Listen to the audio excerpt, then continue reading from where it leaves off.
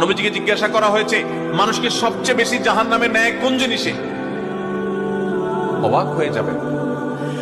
নামাজ না পড়ায় সবচেয়ে বেশি জাহান্নামে নেয় না, রোজা না রাখায় সবচেয়ে বেশি জাহান্নামে নেয় না, ওয়াজ মাহফিলে না আসায় সবচেয়ে বেশি জাহান্নামে নেয় না, দান সাদেকা না করায় সবচেয়ে বেশি জাহান্নামে নেয় না, কোরআন তেলাওয়াত না করায় সবচেয়ে বেশি জাহান্নামে নেয় না।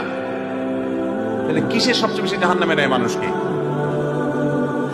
সুইলা রাসূলুল্লাহ সাল্লাল্লাহু আলাইহি ওয়াসাল্লাম আন আকসারি মা ইউদখিলুন নাস আন-নার, মানুষকে সবচেয়ে বেশি জাহান্নামে নেয় কোন জিনিসে জিজ্ঞাসা করা হয়েছে। নবীজি বলেছেন দুই জিনিস, আল ফামু ওয়াল ফারাজ, মানুষের জিহ্বা, মুখ এবং লজ্জাস্থান, এই দুইটা অঙ্গ মানুষকে সবচেয়ে বেশি জাহান্নামে নিয়ে যায়। সবচেয়ে বেশি জাহান্নামে নিবে এই দুইটা অঙ্গ।